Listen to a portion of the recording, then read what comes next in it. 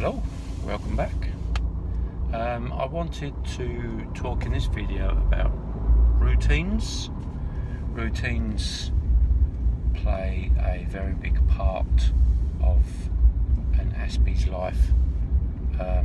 Routine and structure are fundamental elements to their days, and I just want to try and dig into how these routines, if they're broken, really can push someone with Aspergers off kilter, like proper, make them have a meltdown. I mean, I've had meltdowns before when my routine's been changed, and as you probably know now, I've only recently been diagnosed this year, so I'm looking back on incidents in recent years and applying them to my Asperger's and realising, why did I have such an adverse reaction to that one thing that was changed at short notice. And that can trigger massive meltdowns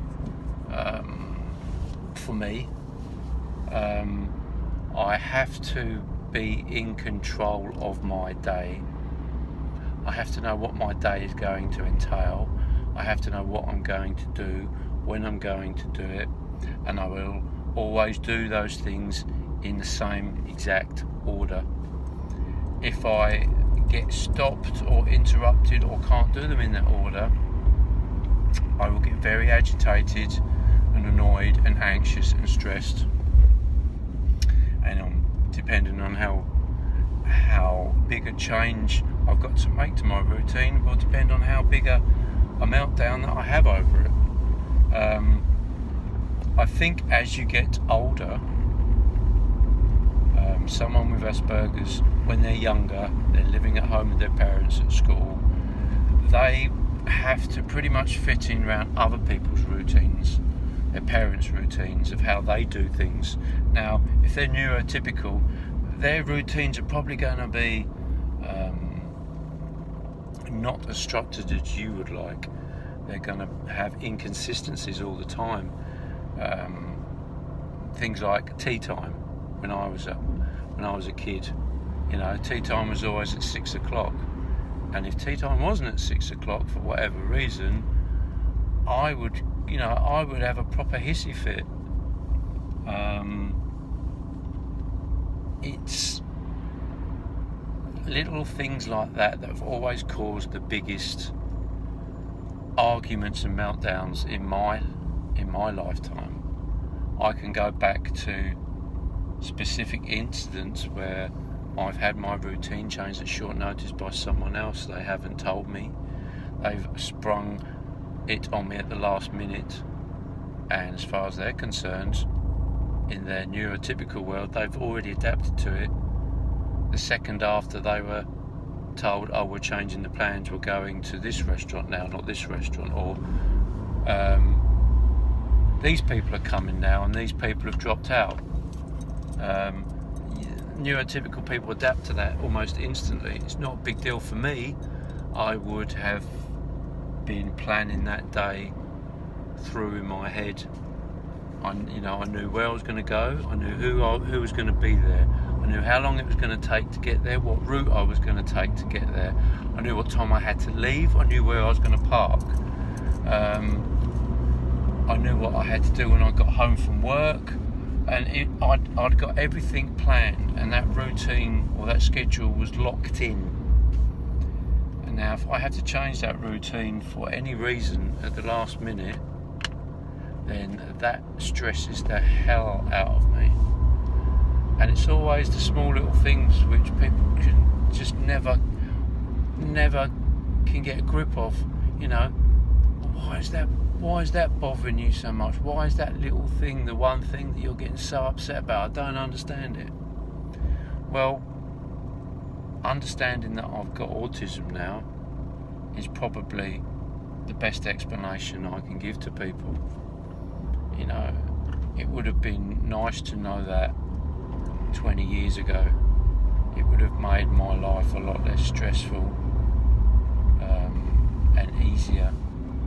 Being able to compensate for these things and let people around me know that, you know, they need to give me lots of notice if something's going to be changed, or in certain cases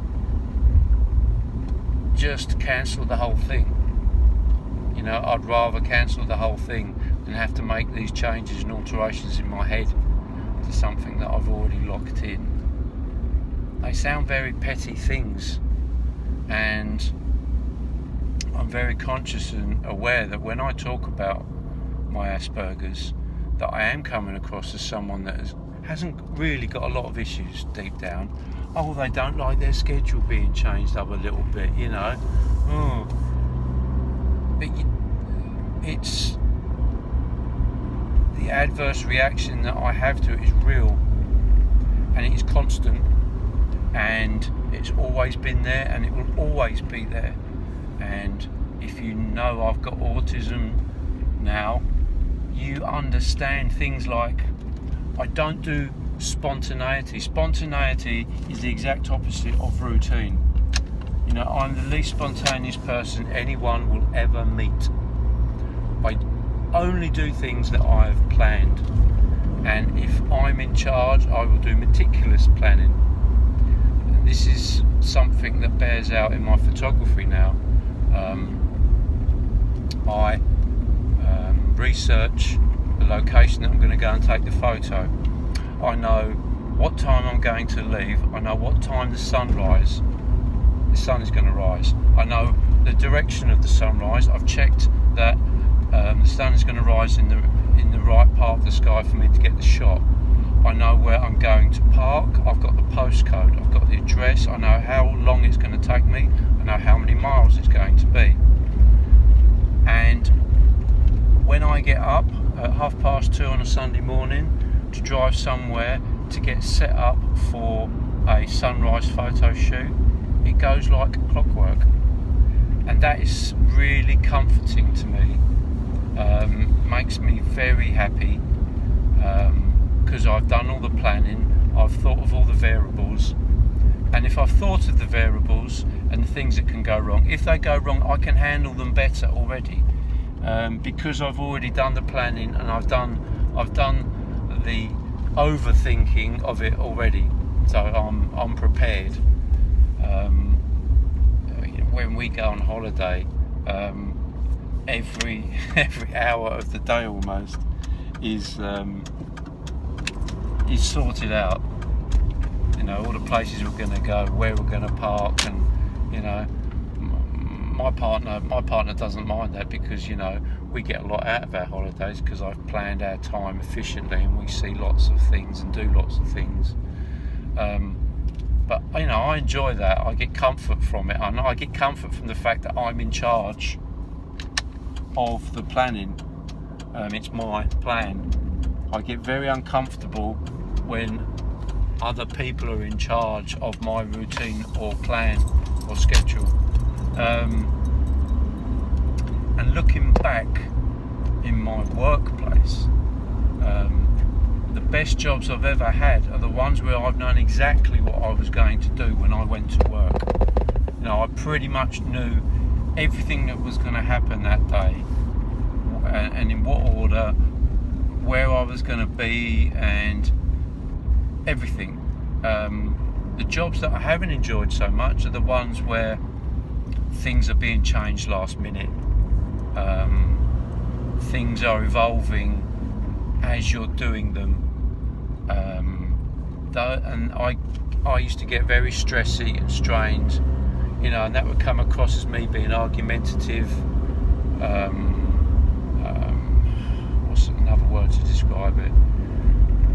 Just someone who was really stressing out because something had changed. I'm now in management, so now I can plan my day a little bit better. I'm dealing with problems that come up, and I'm making sure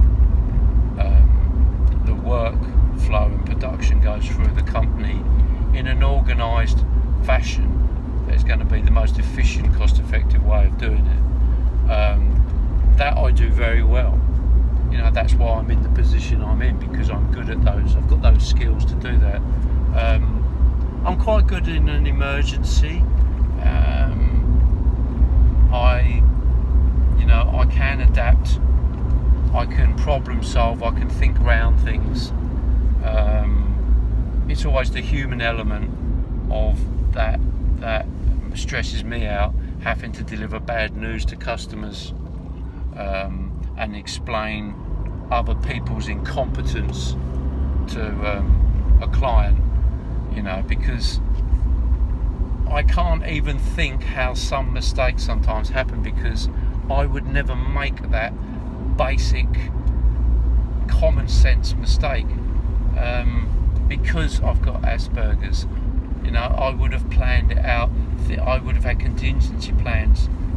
People, go out on site and do jobs, and things go wrong. They haven't got contingency plans, and the job ends up not happening, and I have to explain to the customer, we couldn't adapt and change and get that job finished because no one loaded this certain tool on the van, So all in all though, because I can control my day and it's more structured now, I think I enjoy that more. So yeah, routine's very, very big part of an Aspie's life. And if you're living with someone or working with someone that has Asperger's, you've got to know that if you change their routine, there's going to be some shit that goes down. It's inevitable. That person can't change and adapt quick enough. So yeah, thanks for watching again, and see you next time.